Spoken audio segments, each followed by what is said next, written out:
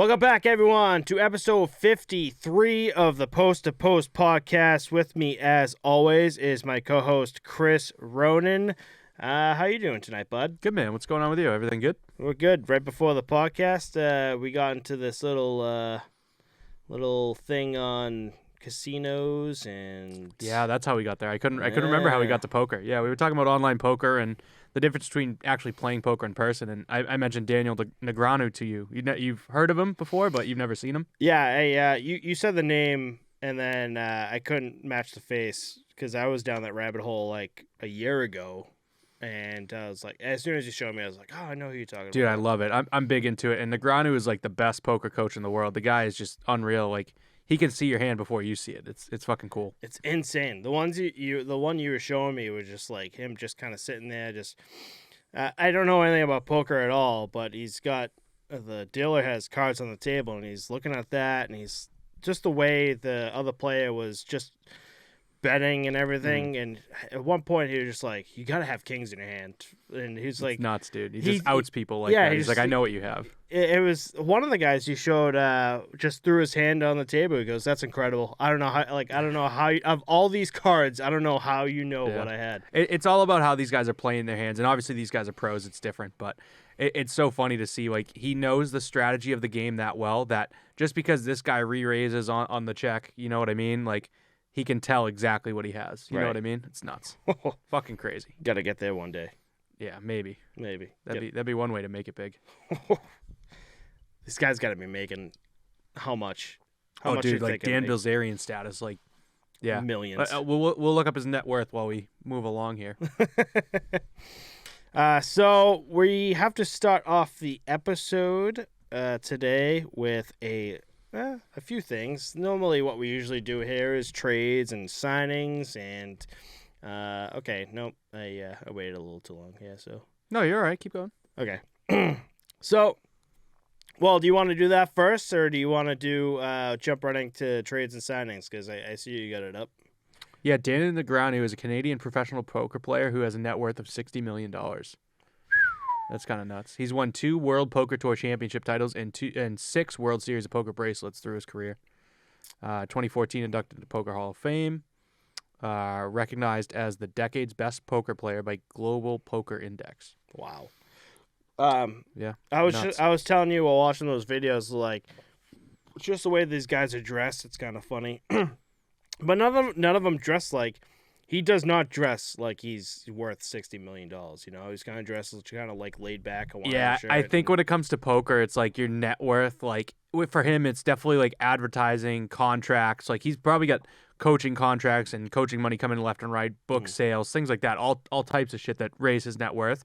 But at the end of the day, like, poker players, their value kind of fluctuates, just like their chip stack. So. Right. I'm going to go ahead and say he doesn't have that on him at the time being. You know what I mean? Yeah, you got a good point. But yeah, you're right about the way poker players dress. Like, hat down low, like usually hoodie, fucking sunglasses. So anything you can do to take away the way that your opponent can read you. Right. And exactly. I think COVID was probably a huge thing when it comes to in-person poker. Like, now they have a mask over their nose and mouth, sunglasses, and a hat. You can't fucking see them at all. You don't know what the You might hell's as well going be online looking like at a screen, you know? Yep. It's like nuts. Rorschach from Watchmen. You have no idea what the hell's going on. So enough of the poker talk, because I watch so much and yet still don't know anything about poker. We're going to jump right into hockey news here with trades and signings. To start this night all off, Detroit signs Robbie Fabry to a 3-year, $12 million contract, which is $4 million a year. He's got 32 goals and 31 assists with the Red Wings after being traded to the being traded from the St. Louis Blues back in 2019. I think that's a solid signing for a Detroit team that's up and coming, I guess. I think that Detroit has a lot of wiggle room to spend their money on. Like, there's not a lot of big names that you're like, all right, we can pay this guy $8-9 million. Like, you know, a Robbie Fabry in the middle lineup, locked up for 3 years, is a good call to be around these young guys. $4 million's a good price. You know, I think if you have a player, whether big name or no name, in a team like this, and they're producing, I think it's like a good team decision to be like, all right, let's keep this guy, keep him going. Right? Yeah, for sure. Dallas also placed Anton Hudobin on waivers. He was cleared and sent down to the Texas Stars, their AHL organization. And this finalizes Dallas's goalie tandem with Holtby and Jake Ottinger. We're going to get into later on why that finalizes it, too. Right. St. Louis, John Gillies traded New Jersey. Oh, boy. Can I say that again? So, the St. Louis Blues traded John Gillies to New Jersey for future considerations. We'll talk about this. There's a lot of stuff here that we have that we could talk about later on, but this comes after like 2 or 3 days after that whole, was that Zegras goal that I showed you about in the overtime shootout. Is that Zegras? Terry. Troy Terry, right? Yep. And then we also have Jonas Johansson was sent down to Colorado Eagles in the AHL. Pavel Francouz was brought back up to back up Darcy Kemper. That's interesting. And then to follow up on that, Spencer Knight in Florida was sent down to the Charlotte Checkers of the AHL. And that same Jonas Johansson, who was dropped down, was picked up off of waivers from Colorado. And he will back up Sergei Bobrovsky now. And Spencer Knight is 6-4 with a 3.42 GAA and a .892 save percentage. This guy kind of fell off out of nowhere. Like, he was king shit, top of the world. And I think, honestly, when you look at how few stats that he has with only 10 games played, 4 bad games can really fuck with your GAA and your save percentage, I can't blame Spencer Knight at all. I think he came straight from Boston College to the NHL and played really well. But he was one of those goalies that did really well, but didn't really have to. Sort of looking for, kind of like Malcolm Subban, where he didn't really need to acceptance and inclusion. Acceptance and inclusion, right? And he didn't need to mature down like the AHL. He was brought up right to the Florida Panthers, played really well, and just stayed there. And now we're seeing, okay, maybe there's something that needs to be. I also think, like you're saying, there's something he needs to work on. But I also think maybe it's the league's like, okay, we figured out Spencer Knight now. We know how to beat him, kind of thing. Like, yeah, maybe. We're analyzing his footage and seeing his weak spots. But I don't see this as a bad thing for Spencer Knight whatsoever. I think he will be the future goalie for the Florida Panthers. He's just got to go down to the AHL, maybe take some shots and figure shit out down there for a bit and come back up here. So not bad news for Spencer Knight. I thought it was interesting that he was sent down, to be honest. But moving on from that too, So this happened this week, and I sent you this. I'm like, what the hell's going on? So speaking about the AHL, the Wilkes-Barre Scranton Penguins signed 41-year-old Sebastian Caron to a professional tryout. He hasn't played professionally since 2015. Don't know what this is. It's pretty interesting, honestly. Like, yeah. A 41-year-old trying to make a comeback in the AHL. Mm-hmm. Someone that, had a pretty good name for himself, don't you think? Like, solid backup around the league? Solid backup around the league. He was a backup for the Pittsburgh Penguins from Marc-Andre Fleury back in the day. He has this amazing glove save that I still think of all the time, where on his blocker side, it bounces off the post. He has no idea where it is, and like last second just throws his glove out. And yeah. I know exactly how you're talking about, but just by you describing it, that's funny. Yep. And I mean, it's been around for a while, but that's when I saw Sebastian Caron, I'm like, holy shit, this dude's still around. Yeah, it was a blast in the past. Honestly, I thought it was kind of like the Sebastian Aho situation the other day, that there was another guy with the same name. Yep. So funny.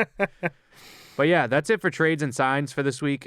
We do have some big topics to cover here. The Posttopostpod podcast now, thanks to the NHL and COVID. So it seems like eventually the NHL is going to look at, I don't know what. There's something big is going to happen soon, because COVID is kind of ravaging all of these professional sports leagues and honestly the state of Massachusetts right now. I don't know if like the bubble is even in talks or what they're going to do. Or... I think they're looking at something on the back end, but it's looking bad. Right now, they have announced they're implementing enhanced protocols through January 7th. Montreal will not be allowing any fans in their stadium, the Bell Center.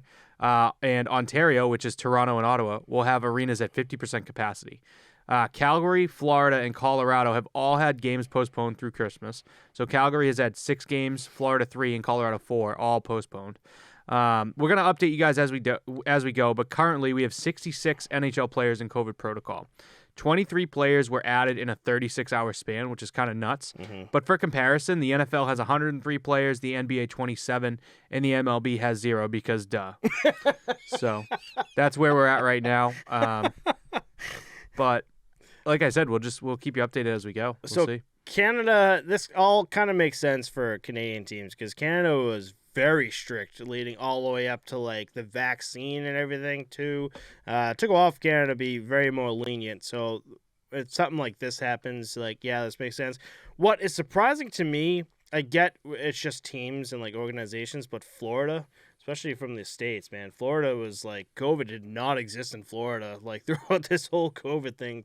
So to see the one American team, which is Florida, well, do Colorado's America too. Oh, Colorado, But that's right. but yeah. also Florida, like when it comes to like the Florida Panthers compared to the state of Florida, they're part of the NHL, and at the end of the day, the NHL makes the call, not the team. You know, Yeah. so it's the NHL coming down and saying, hey, we got to postpone these gotta games. do You have this, too many yeah. players down. Mm-hmm. And honestly, I think it's also another thing we haven't touched on yet.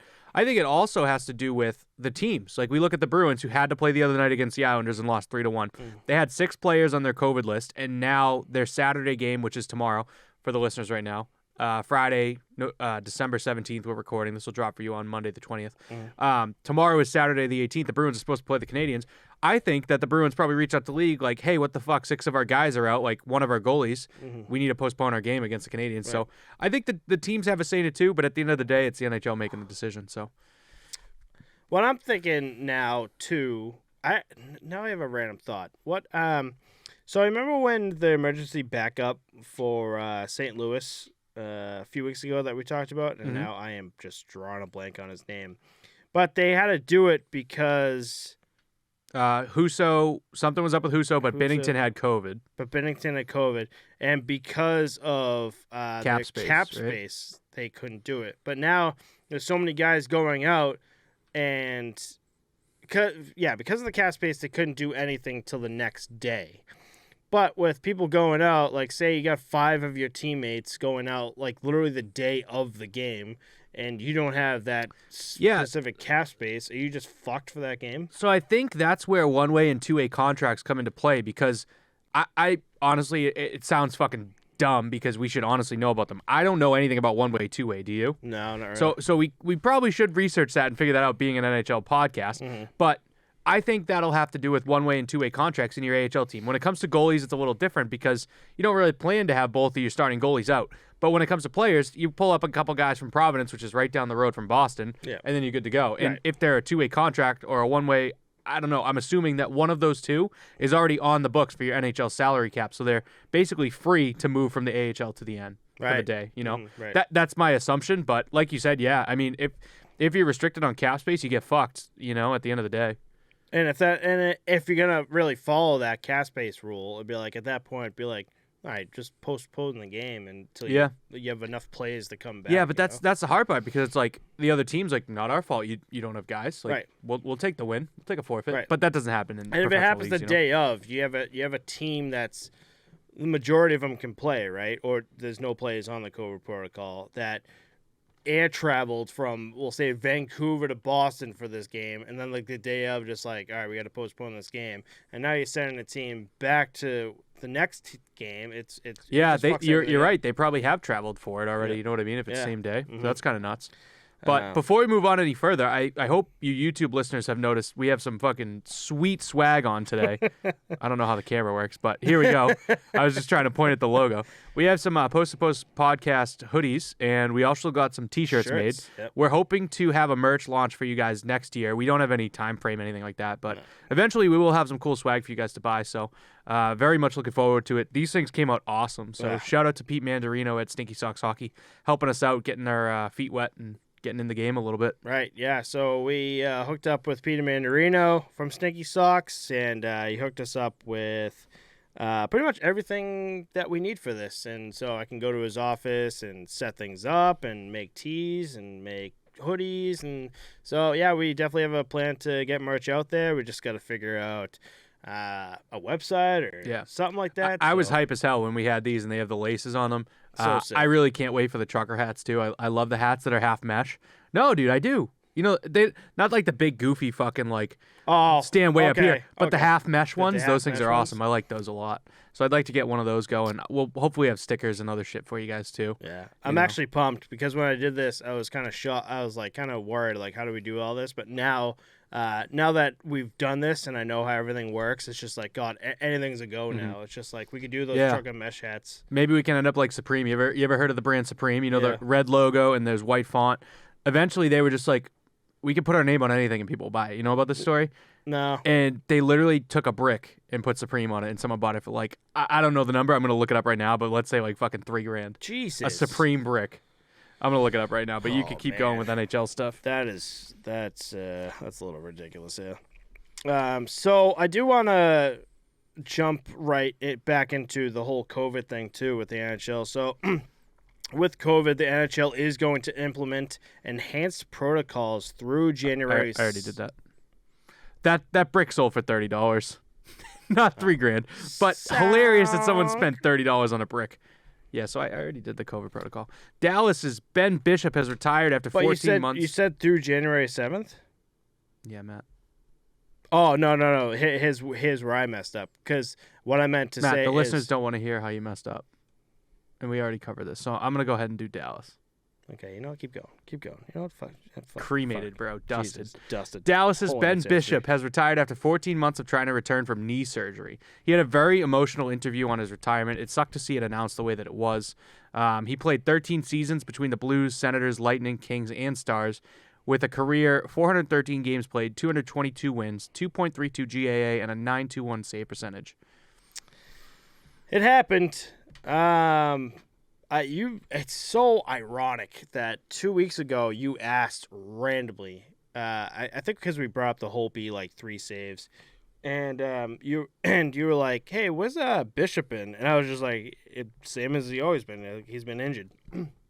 And like 2 days later, we get Bishop news, and then a day after that, I think we found out he retired. Yeah, the shitty part was, the GM basically announced that he was done, which is kind of shitty to do. It reminds me of the Vegas Fleury situation. Like, this is his, news to break, so it kind of sucks to see that. Yeah. But throwing back to earlier too, this clears up the Dallas situation. So Hudobin down in the minors, Bishop retired.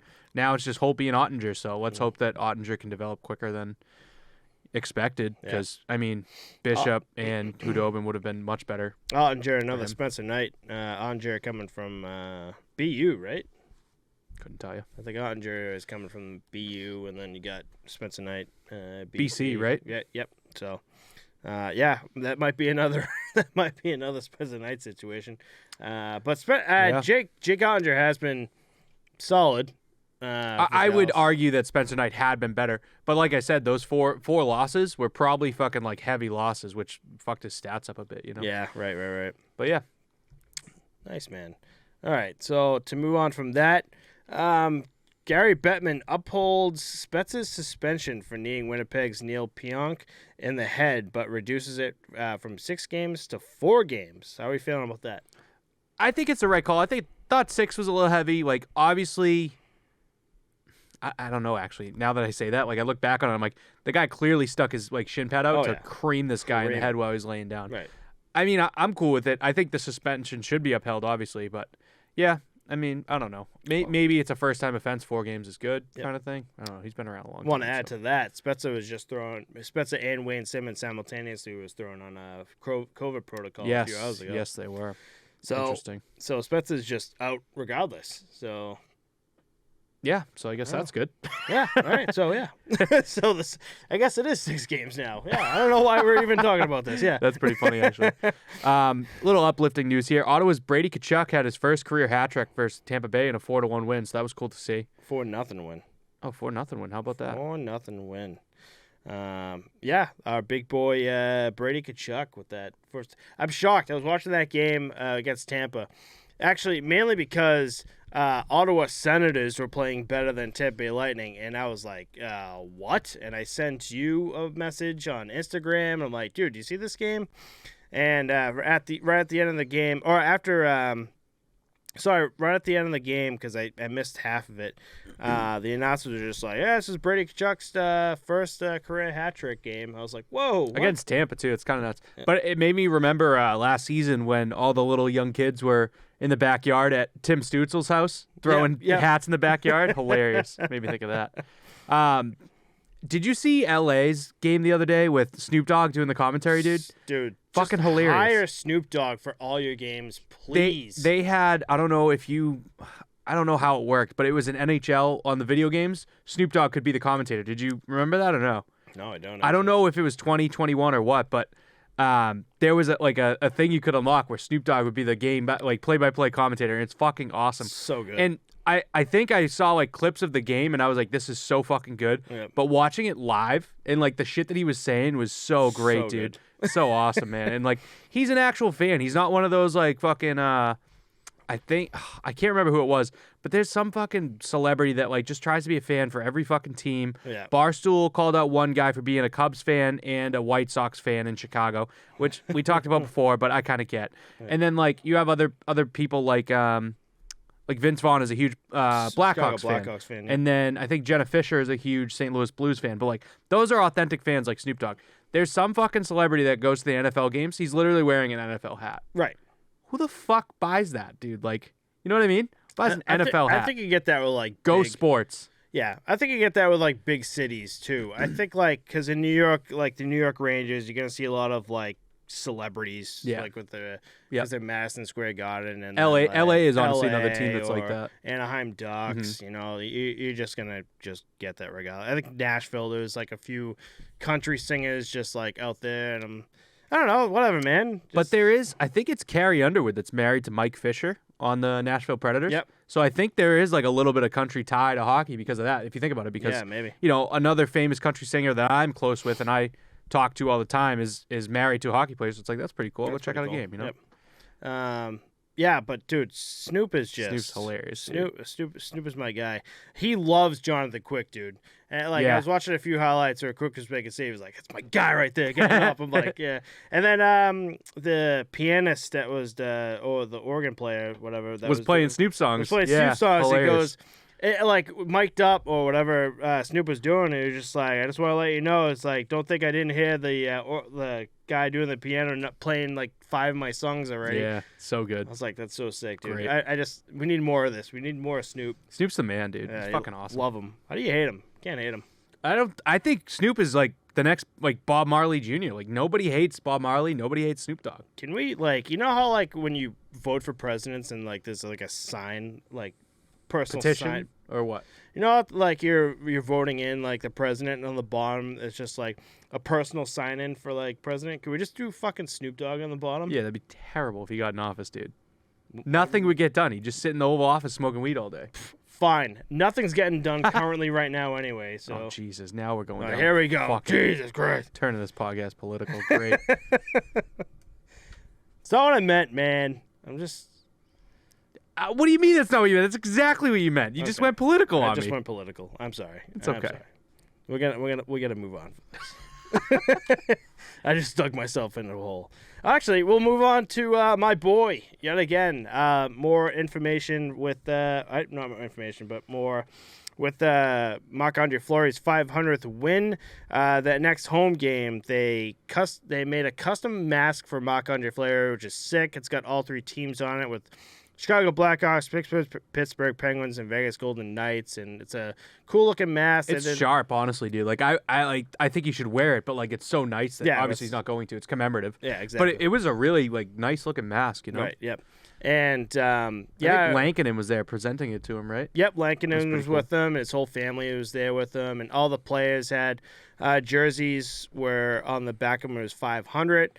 So that was actually a cool honor to see for Fleury. I was curious how they were going to do it, and a mask is just very appropriate for it, just like how those shiny silver shin pads. So that's what I thought he was going to get was the silver goalie stick, which would have been pretty cool. But the mask is way better, personally, I think. Better, yeah. Mm-hmm. Maybe both. But nice. I don't know. Now that I'm thinking, the mask just came from the organization itself. What if the NHL presented him something? Yeah, because that's how the sticks are, the silver sticks that you usually see given out. They're from, it's either the league or the team. But I think it's I the thought it was pretty team. I don't know. It's just a different honor, and I hope that he gets both. That'd be pretty cool. Exactly. Another milestone here: Tampa Bay's John Cooper is the fastest head coach in NHL history to reach 400 wins. Yeah, kind of easy when you're behind the coach of Tampa Bay Lightning, who won 2 back-to-back Stanley Cup champions. Easy, yeah. I wouldn't go as far as to say easy, but John Cooper got a lot more out of his third and fourth line guys than any other coach in the league. Right. He's one of the best coaches out there. It's nuts. Mm-hmm. And his story is actually really cool. Chicklets had a really nice interview on him talking about how like he was basically out of the coaching game for a bit and then like got a text out of the blue to like give it another kick at the can, and it's insane to think about, dude. Like it's all like at the end of the day it is about who you know, and like it's a little bit political, but just the fact that he was like basically done. He's like, I'm all set. Like I'm done with that part of my life, and then just gets back into the mix of it and comes in to be one of the best coaches in the Stanley league. Cups right now. Yeah. Right. Just get him off of his lawn chair. Remember that lawn chair where he's got the stogie and just kind of hanging out? That's sick, wasn't Fucking leg. Yeah, I love him. So we had another massive hit this week too. Colorado, Jacob McDonald leaves on a stretcher after a hit from Ryan Lomberg. I didn't write down the other team because I'm a jackass, but this guy got smoked in the corner and taken on a stretcher, and we hope that he's doing okay. It was tough to see, but that's like the third hit this week where someone just out cold down on the ice. Laid him out, yeah. Yeah. I don't know. It didn't look like it just looked like a solid fucking hit. Like it wasn't dirty. It was just like at this point, perfectly like, placed. Hitting back in the day was like, I'm gonna fucking kill this guy. Yeah. And hitting now is just, it's not like intent to injure. It's just the speed of the game is so much faster that the people move quicker. And now instead of like a 20-mile I'm making up numbers. A 20-mile-an-hour guy coming in to clobber you. It's a 30-mile-an-hour guy trying to put a regular clean hit on you, and you just get crushed. You know? Right, exactly.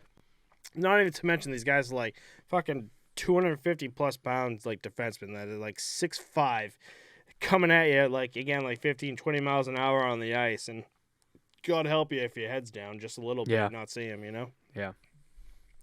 But moving on, we have Gibson, John Gibson, actually your boy, Anaheim Ducks. They beat the Columbus Blue Jackets in a shootout, and then waves goodbye to the bench like a savage. 3 nights later, Troy Terry scores an OT penalty shot to beat St. Louis as well.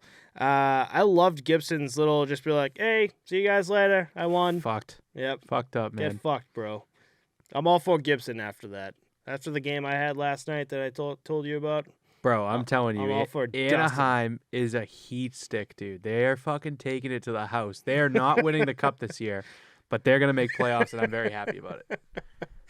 I can't wait. We're going to have like a Ducks jersey back there. We've been hanging up that Dude, I've wanted a Ducks jersey for the longest time. I want the D logo that looks like the webbed foot. Yep. That's the one I want. Oh, my God. We should have done a jersey swap for each other for Christmas. That would have been cool. Fuck, we should have. We dropped the ball on that. That would have been nice. We buy each other a jersey. Don't tell each other what we're getting, but just like, here's your jersey. We can still do that. What would you have gotten me? For you? Yeah. I don't know. With all this Anaheim Ducks. Yeah, that would have been funny if you dropped me with a Ducks jersey. I would have got you a Pittsburgh one. The third alternate with the cross. We should have fucking did that. That would have been a good idea. That would have been good. We blew it. Yeah, whatever. Ruined it. Welcome to Post-to-Postpone podcast. Vancouver Canucks are now 6-0 under coach Bruce Boudreau, but he doesn't like the chant, Bruce, there it is. Fucking hilarious. He had an interview, and I think he was like, yeah, I wish they'd stop with that stupid chant. I can't stand it. And then they get a win on their 4th straight one against Carolina, and Luke Shen comes off the ice. He goes, Bruce, there it is. And Bruce goes, oh, shut up with that.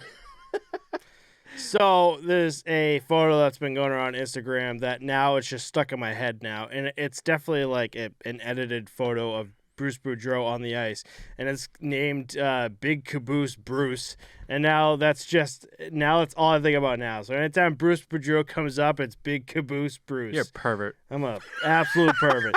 But dude, Bruce, it is a hilarious picture. It is hilarious. But all this is funny, but at the same time, Bruce Boudreau came in with guns blazing. 6-0. Thatcher Demko coming in too with a solid team too. He's first star of the week in the NHL with I think he had one shutout, like 1 point. I think I wrote it down here. 1.20 GAA and a .962 save percentage. The team right now is just doing fantastic under Bruce Boudreau, and I don't think they could have gotten another head coach to come in the way Bruce Boudreau did. Yeah, he really lit a fire under their ass, and it's awesome to see. Like, the locker room's clicking now. This is like what I expected out of the gates, like a season and a half ago from Vancouver with Holtby and Net. Like, I was like, yes, this is it. They're gonna be fucking flames, and they just fucking. So I am glad to see Bruce getting the fire burning again. Sticking to over the border here, Winnipeg's Paul Maurice has actually resigned as head coach. Dave Lowry is going to assume interim head coaching duties, and Maurice thinks that the team needs, quote, a new voice to kickstart them. Their first 15 games of the season, Winnipeg was actually 9-3-3, and the last 3 games they've been 4-7-2. So it's crazy to me to see Maurice step down and initiate the shakeup, because usually you see nowadays, like, head coaching gigs don't last long. Like, the second that you get a little complacent, you know, but see you later. usually the organization Initiates. fires the. Meanwhile, he's just like. But I don't think these guys need a new voice. I don't think 4-7-2 is like fireable yet. Like, you got to let that drag a little bit longer. That's not too bad. No. But it is weird to see. Like, maybe he did one out. There's a back end reason for why he stepped down, but it's just odd. You know, you don't see that often. It is weird. I got some stats on Paul Maurice too that. One makes this odd. Two, it makes him look like another great head coach like John Cooper and Bruce Boudreau. So Paul Maurice is actually 6th in the league in wins with 775 wins, and 4th in games coached with 1,684. He started with the Whalers back in 1995 and coached the Whalers, Hurricanes, Leafs, and Jets. He's been coaching the Jets for the past 9 years.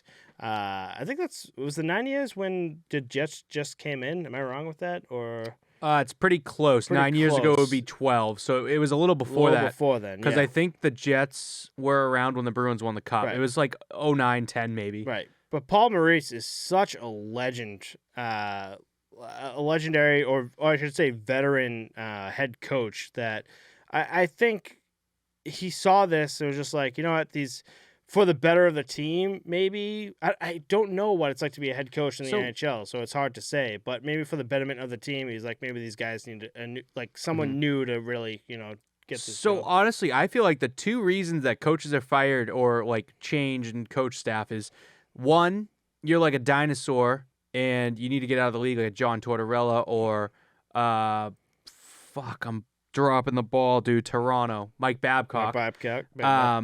And 2 is you need a new voice. Like, it's not anything that the coach is doing wrong. The coach knows what he's doing. It's just at a certain point, the players kind of drown you out like, oh, this fucking guy. You know what I mean? So once that happens, it's good for him to realize that that's the case, but it's tough to see him make the call himself. Like, it's very big of him too, but it makes you question, like, is there something else in the back of his mind that's like, I'm done here. Like, I'm all set. You know what I mean? There's always something in the back, you know. And I'm sure it doesn't always come out, which kind of sucks. It doesn't. But, you know, Winnipeg Jets are really fucking good. Paul Maurice is a solid head coach, but maybe with practice, maybe with dealing with the team during the games, maybe he was like, the games change. We've talked about old school goalies.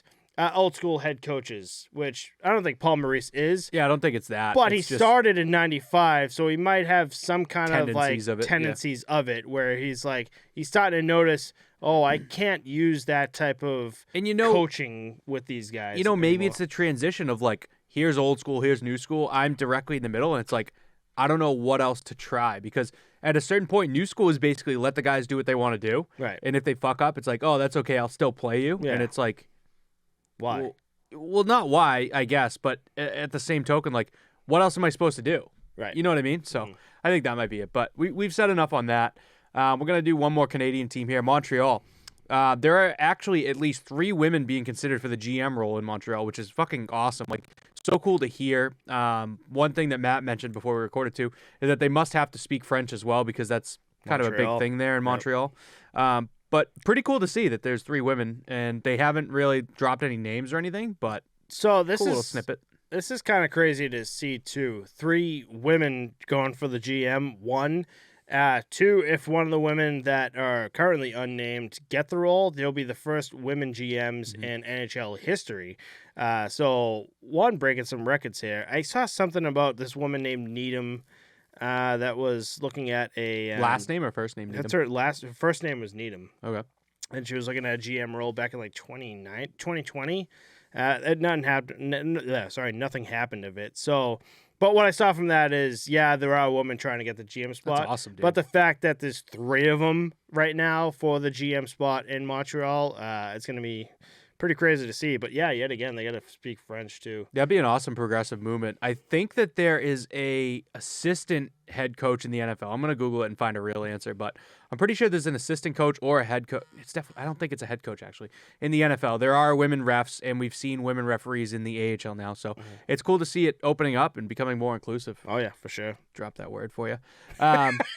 Montreal. Thanks, bud. I'll write that down so I remember next time. A little more news on Montreal, actually. Fans have taken to editing their Wikipedia page, saying that they have selected Shane Wright in this year's upcoming draft, which tells me that fans are trolling them because it's a lottery, so they would have to be one of the worst teams in the league and win the odds to get the first-round draft pick. So, kind of savage move. I mean, if the internet says it, then it must be true, said Abraham Lincoln, right? I think that's right. I think it's an Abraham Lincoln quote, and then it says Wayne Gretzky. And then Wayne Gretzky actually was part of it, yeah. Pretty nice, great. It's got to be true, right? So Shane Wright for the Montreal Canadiens. Fantastic. So at least we know at least one pick for next year, right? Allegedly. I think Shane Wright is going to go first. And actually, you know what? While we're there, let's jump to some other news. World Juniors Team Canada has announced their roster, including Connor Bedard. He is only 16 years old, and the only other players to play for Canada this young are Gretzky, Lindros, Spezza, Bouwmeester, Crosby, and McDavid. Imagine entering that list. That's crazy. And this team is stacked, actually. So it's Connor Bedard, Mason McTavish, Shane Wright, and Owen Power. So this is going to be a really nice Canadian World Junior solid team. Canadians are winning gold. Want to put money on that? Ooh, I don't like to gamble. Everything is a risk nowadays, man. I just can't. I don't know. I don't have disposable income like I used to. Or you know what we could do? The loser has to take a shot of the Baijiu. Yeah. When is World Juniors? It's coming up, isn't it? It's Christmas up. Day. Yeah, it's coming up. I feel like it's right around they're starting up the rosters and everything. We again, this is the last episode for another 2 weeks, so hopefully we get more rosters and stuff coming up because I do want to start taking notes and bring up World Juniors because, again, it is coming up. We might be covering it after the fact at this rate. So you'll get this episode on the 20th. So we wish you all happy holidays. Enjoy. We will not have an episode next week, which would normally have dropped on the 27th. And we will be recording after that, which is probably the 29th or the 30th. Happy New Year to you all as well. And we'll probably drop that episode on the 3rd to rock in your 2022.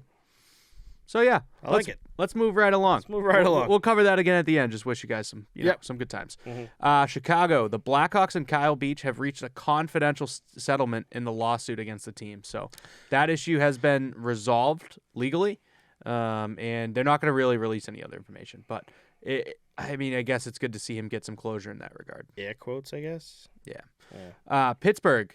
LeBron James, a member of the team's new ownership group, the Fenway Sports Group, has been seen in a Pittsburgh Penguins jersey. Wow. LeBron James. He doesn't give a fuck about hockey. He gives a fuck about cha-ching, the money, buddy. Let's go. Has no idea what even hockey is. He's just wearing the jersey because they gave it to him. Maybe. All right. But another celebrity collab, too. Sherwood and OVO, which is Drake's clothing brand, have collaborated with Sherwood for some nice-looking hockey gear. Did you take a look at that? Yeah, it's pretty sick. I saw bags, like hockey bag, pucks, sticks, and actually a helmet, but I doubt the helmet's for sale, but it was really cool to see. I really do like the OVO brand. The logo's sharp looking. It's nice. Drake is a huge Toronto fan, and it's not – I say Toronto because it's not hockey. Like – he goes to the games because it's Toronto, but he just loves Toronto. That's where he's from. Toronto Raptors, Maple Leafs. Doesn't he own part of the Toronto Raptors? I believe so. Yeah, I believe that's correct. But yeah, big dude.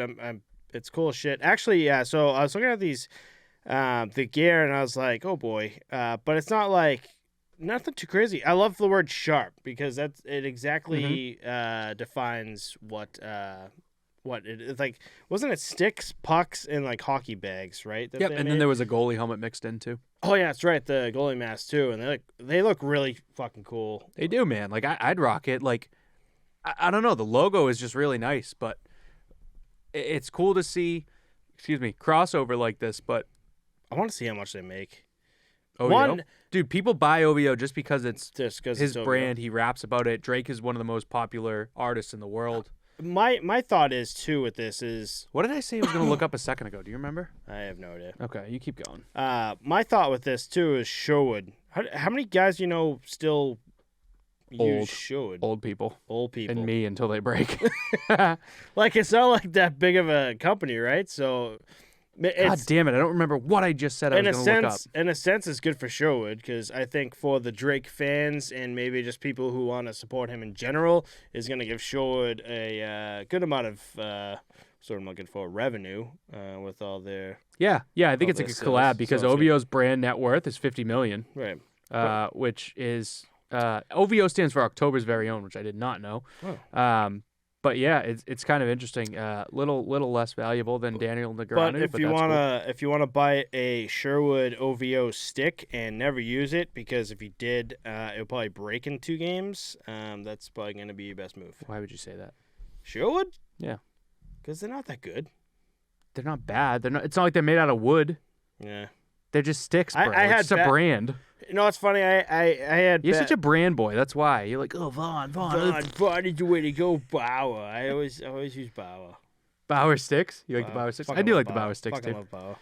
All right, let's transition back to real NHL news. Washington Capitals. Ovechkin is now the second fastest in NHL history to reach 750 goals on December 4th. He now has 752. Ovi is a powerhouse. He's an absolute leg. So what? It's a 752, by the way. He's got almost 10. What's that? 14 goals more just to tie Jaromir Jagr at 766. And then actually, I think he could tie Howe at 801. But I mean, Gretzky is at 894, so I don't think he's gonna touch Gretzky. But he is. Oh, man. He's up there with the legs. Yeah, he is also now the league's point leader with 46 points at age 36, passing both Draisaitl and McDavid, who had 45 points. Yes. Fucking wild, dude. It's just that spot, man. He could just It's that spot. Wide open. I sent you a post that I didn't really want to talk about, but I sent it to you where I think it was a 5-on-5, right? And no, it was on power play. It was on power play. Mm-hmm. No one's covering Ovi in his spot at all. I've been calling it the Ovi office because every time he shoots and scores, it's just like by himself and maybe a defenseman that's like, oh shit, there he is. Let me go after him. And it's like, yeah, you know how on the power play, he is. I messaged you back. I said on the power play, I totally understand because when you run the diamond power play, you don't pop out and cover a guy like that because that turns the whole situation into a 4-on-3, and that's even more ice for the offensive team to expose you on. But you're absolutely right. 5-on-5, he scores just as many goals from that spot, and it's absurd. It's like, how is he just left wide open? He literally doesn't skate. He's at the top of the circle, and he stands there. And eventually someone sends a puck to him, and he one-times it. The only other player in the league, I think, that has a one-timer like that is Stamkos. Those are the two players that I would put in that spot that they literally sit right there and smash it home. I just don't understand how he doesn't get covered as much as he should. You know, that doesn't make sense. It's nuts. Well, I'm going to let you cover these next two things while I run to the restroom. All right. Enjoy yourself. Oh, thanks, fans. bud. Enjoy Matthew. Yeah, enjoy. That's his full name. You guys know that? Shh, don't tell him that.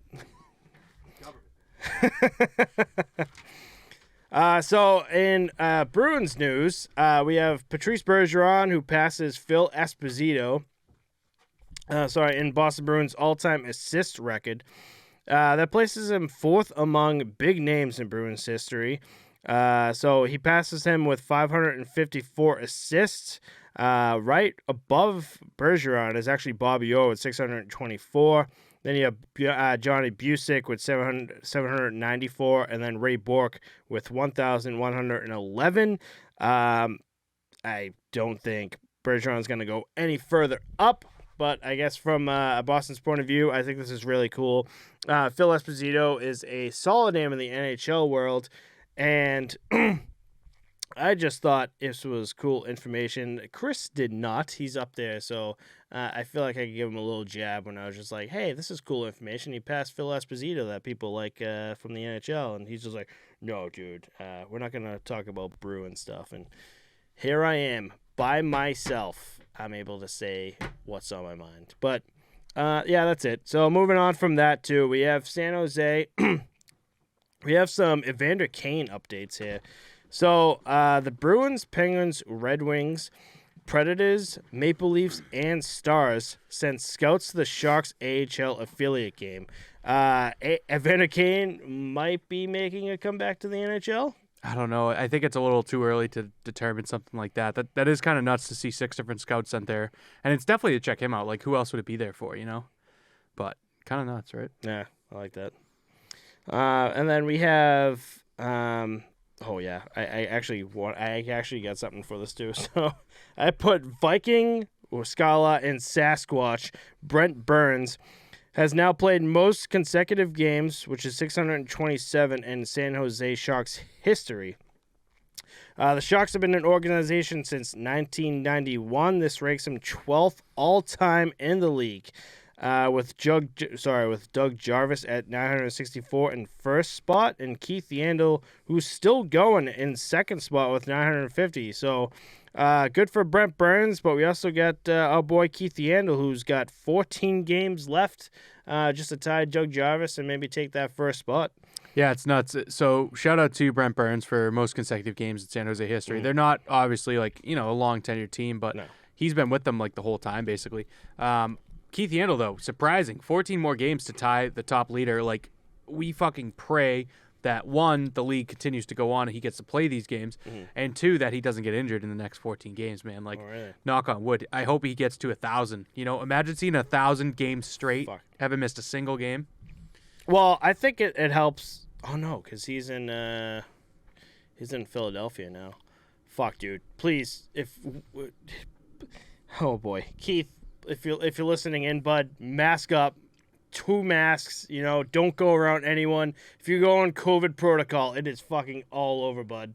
And there's guys going out left and right. I didn't think of that. Yeah, 14 games left. That's all you need, bro. Or 15. My God. Just stay away from people. Yandle's the only one added to COVID protocol, and Philly calls the league like, we got to postpone our games. We gotta wait till Yandle's back. Why am I we so can't play without scared him, right now? Dude, that's nuts. That's nuts. Dude, I want to see this so bad. Please, Keith, be safe, bro. And then we mentioned this last week. The jersey toss of this season. 4 Canadian teams have already thrown their jerseys on the ice. Add New Jersey to the list now. They have thrown jerseys on the ice against their game. Yeah. Was that against the Rangers? Forget who that game was against. Oh no, it was against Vegas. That's right. Yeah. Because Robin Leonard was. I think he watched the fan come down, throw it up, and he just casually got up with the stick. I think he threw it back in the stands, too. Ruthless. But I don't understand. I'll never understand throwing a jersey on the ice. We talked about it last week. It's just disrespectful. Right. Bauer came out with these Xbox collaboration pads for Halo. So you can dress up like Master Chief on the ice like some cosplay weirdo. What do you think? You ever rock these? Thanks, bro. I don't know if I would. Civilian casualty. I didn't like the pads, dude. The helmet was pretty sick. The helmet was sick. If they could make the helmet look more like Master Chief, I would rock it. I think kind of just looked like green. Yeah, I don't know. Dude, know what I actually really want to get? So I've been sending you videos of like this green machine from Minnesota. I want to get, or maybe be the first one to market, so I hope no one steals this with patent, but I want to get a visor for goalies for underneath their cage. What is wrong with you? That'd be hilarious. Imagine a tinted visor under the cage. Just so you can look like an absolute Chad in net. Just to look like some fucking hockey douche, but you're a goalie. Think about how funny that would be. And it's under the cage, so like even if you get hit in the head, that visor's not breaking. Like, it's under the mask. Oh, I see what you're saying. It'd be hilarious. What if it like put like say this is the cage, right? So your face is right here. Here's the cage. What if you put it like right behind the cage and just like kind of like super glued it or like drilled it on? So like as soon as you put it on, it's just right here. That's an awesome idea. That's exactly what I just said. I thought. So, well, that'd be sick. From what you said, it sounded different in my head. Okay. Yeah. But dude, I was thinking because I was like, you can't really put it like over it because if it hits it with a puck, like it might break and shit, you know. Yeah. And even like a single like what's the word I'm looking for? Like not crack, but scratch on it could interfere with your vision and stuff. Like, I think it'd be awesome to have, dude. It'd be such a Chad move. Yeah. That crack would interfere with your vision. Yeah. Exactly. Yeah. That one thing. NFL players. Not the visor at all. Why would it? The tinted visor? Visors are see-through, dude. Oh, I thought you said tinted visor. Yeah, tinted visors are also see-through. Okay, yeah. Bro, what are you... Well, you're high, dude. You're high right now.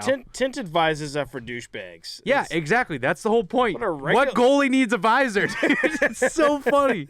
So funny. There's NFL players, and this is what got me thinking about it, because I was like, they have like the basically a cage, but it's down here, and then over here is just visor, you know?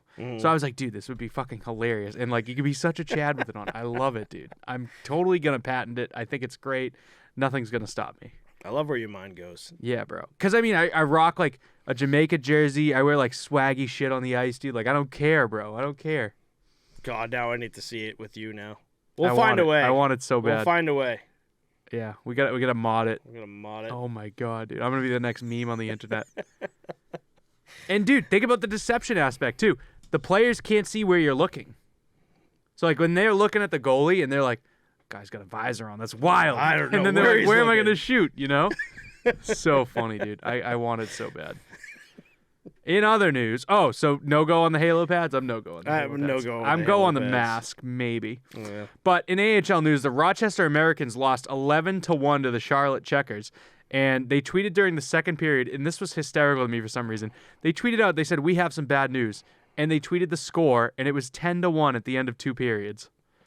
They got fucking destroyed. We have some bad news. That's pretty bad news.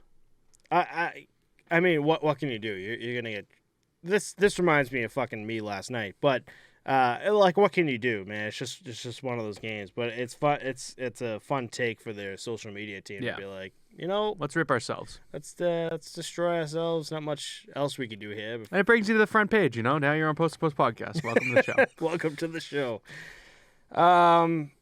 I guess more news with COVID. The Premier Hockey Federation, the Riverdales versus Pride, postponed their games 12 on December 18th and 19th due to COVID. So it's not even just affecting, obviously, the NHL, but it's affecting other leagues like the Premier Hockey Federation. I think something like this, we saw this for the National Women's Hockey League when they were the National Women's Hockey League. And it hurts them a lot more than the NHL.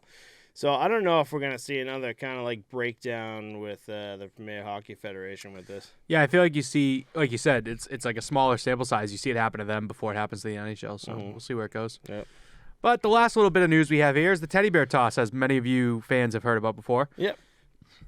This is a massive minor league tradition before the holidays. The Colorado Eagles have 7,000 teddy bears tossed onto the ice. And actually, the first team that comes to my mind when I see this is the Calgary Hitmen's teddy bear toss. That was like the biggest one and the first one I'd ever seen. I think I saw it back when I was in college, like 8 years ago or so. But I'm not really 100% on like who started it, when. But all these teddy bears get donated. Matt's going to dive into that in a second. There's actually a goal scored by a player on the University of Mary Marauders. I have no idea what this is. It's a team in the ACHA, the American Collegiate Hockey Association. His name's Zach Garrett. He's a local savage. He scores a goal for this team in the game and pulls a teddy bear out from his uniform and throws it to celebrate. I was like, that's fucking awesome. That's sick. So that's kind of a cocky move, though. Like, I'm going to pre-tuck a teddy bear in my jersey so I can fucking chuck it. Right. So I don't know if it's the same with Zach Garrett's team, but for the Colorado Eagles, it's after the first player scored. I guess, yeah. That's usually how the minor leagues do it, too. It's the first player of the home team that scores. Everybody fucking sends him. Right. So I guess to add more to that, so the Colorado Eagles, the Town Square Media, and Realities for Children teamed up for the Night of Support for Children in Need in Northern Colorado. I know, it's very specific for Northern Colorado for some reason. They want to be a member of their community and like help their community at it, you know what I mean? It's called the annual Teddy Bear Toss game. After the Eagles scored their first goal, like I said, they threw stuffed bears on the ice. This helps make the holiday special for thousands of disadvantaged kids across northern Colorado, yet again. The stuffed animals will be collected and distributed to children who suffer neglect or abuse. I honestly can't find when this started, but in 2018, they broke a personal record for stuffed animals thrown on the ice with over 10,000, which I think is insane. Imagine picking up 10,000 stuffed animals on the ice. When I say, like, back in the day, I saw, like, the Calgary Hitmen do it. You know the shovel crew that comes out and, like, scrapes the ice? Yeah. They were literally doing that for like the whole time, like just shoveling them to the corner to the Zamboni doors and just sending them off the ice, put them in buckets, and like as they were doing it, more just coming down. Jesus. It's so cool to see, like, but you're kind of nervous for like the people front row on the glass seats, like if they're suffocating under teddy bears, you know what I mean? So they put out a thing, I guess it's because it's bring your own booze or something like that at these AHL games now. And Whoa, really? yeah. You gotta start going. Right. And so there's a thing for bags that you could bring or whatever, but you're fine with, for some reason they were fine with this. So people were bringing in like huge hefty bags full of like 20 beers like in each of them. Bears, And, not like bears, not bears, right? beers, Bears or bears? both. Which one though? The drinkable one and the regular stuffed animal one. Probably. I don't know. He says those two words the same way, and it's fucking awesome. Bears. I love it. Anyway, Crushing bears and teddy bears. if there's a photo I'll put Say down. that. What? Crushing bears and teddy bears. Crushing bears and teddy bears. Oh my god! Do you actually say it the same way? Bears. Yep. That's awesome. Okay, sorry. Go ahead. That's so funny. God, you're like someone that's like out of Massachusetts when I say, where Dude, you from? no. Oh, I'm from Boston. Oh, dude, can you say pocket card and have Beer a yard? and bear are two different words, regardless of your accent. Having a bear and I'm I'm having a beer and I'm bringing my teddy cuddling bear. a beer. No, nobody. It's just you, dude. I doubt it's just me. I guarantee you. No, I doubt it. But anyway, I'll put a photo down here. Someone brought this massive teddy bear, and like the ice crew had to help this guy out, like get it over the glass. Oh, and that's onto awesome. it. I think it was like 8 feet long or something like that. It was massive. That's so awesome. it's actually really cool to see it. I thought it'd be cool to bring up. But you want to get is this the last one? That's it, buddy. We're all done. Holy shit, done. So we actually have a holiday special for you fans. I'm gonna run and grab it real quick. When did we talk about this, by the way? 3-4 episodes ago. Was it 3 or 4 episodes ago? So Chris over here is going to get eggnog because I said I've never had eggnog in my life, and here's my problem. I've already been drinking before this, so I don't know if this is going to taste good. You've been drinking Mike's Hard Lemonades. It's not like real drinking. So this is actually locally made from like a farm eggnog, and I've had a bunch of eggnogs before. Personally, I like the hood one, but that kind of like I've heard that's not like great. But this is like spicy in like the flavor sense, not like in like the hot Actual spicy. space, yeah. So yeah, I hope you like it. I don't know if you will or not, but I'm interested to see what you think. Well, there's going to be cheers, You bud. can leave it if you don't like it. It's bomb though. I love eggnog, dude. That's actually not that bad. I love it, dude. That's It's good. so fucking good. And they make like booze eggnog that you can pre-buy. You can add booze to it. It's good. But I like it just non-alcoholic. What is eggnog, by the way? I have no idea, but I imagine it's like milk but with eggs. There's mad spices in it though. It's like Christmas good. spices. Yeah, Yeah. it's good, dude. Ooh. Christmas tradition, bro. Now I'm understanding like the alcoholic in me is coming out now. What would you put in there? Not vodka. Whiskey. Whiskey. Yeah, Yep, it's usually there we go. whiskey. Whiskey. Ooh. Yeah. Maybe. Not that one. Not that one. But I'm just saying. Yeah, definitely. But yeah, so to all your listeners again, happy holidays and happy new year, because you won't hear from us for 2 weeks. This is dropping for you guys on the 20th one more time.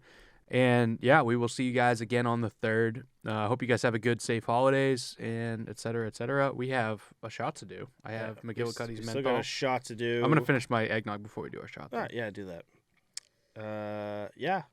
This God, it. Well, I guess depending on when we record, this Christmas and New Year's day really landed on a weird spot for us, I guess, because we probably. I guess if Christmas Day and New Year's landed on a Wednesday, it probably wouldn't affect us because, we would still record on the 27th and, the 3rd, whatever. But since it's on a Saturday, we decided, we're not going to record Christmas Eve and New Year's Eve, so Right. So take a week off. I don't know. It is what it is. So happy holidays to everyone listening in. Just like Chris said, we will all see you guys in 2 weeks. 2022. 2022. Omicron. I was gonna say, it's ironic that you said that because it's like hopefully it's a better year, and I've been saying that since 2019. 2020, yeah. Christ.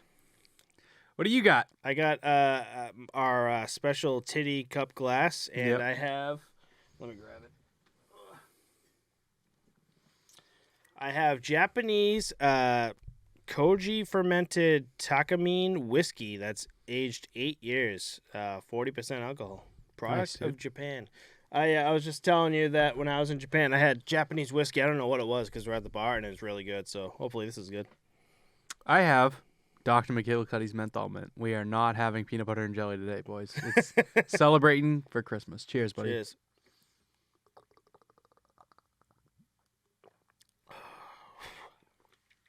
Oh, yeah. What a combo. Eggnog and mint.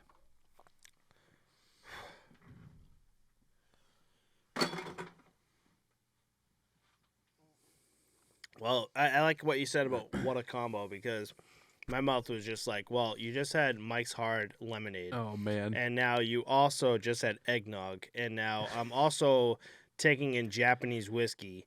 And Such a gross My combo. stomach right now is just like, Why? what in God's Why? name did you just do to me, bud? Why would you do Why this? would you do this? In all honesty, though, this is really good. The Takamine whiskey, 8 years, really good. I'll promote the fuck out of this because how much was this? That is actually like an $85, $90 bottle of whiskey. I might save up and get one because that's one of the best whiskeys that I think I've had, especially on this podcast. I think. Yeah, I was going to say, like, it actually went down really well. Like, Yeah. I'm glad it did because my company sells this, so it would have been really bad if I was like, what the fuck is that this? shit? So good. Cool. So, yeah, you want to do us the favor and send us off for the last time this year? Yeah, thanks everyone for listening. If there's anything you want to see us cover next episode, let us know. Our links are in the description, and we'll see you all next year. Peace. Peace.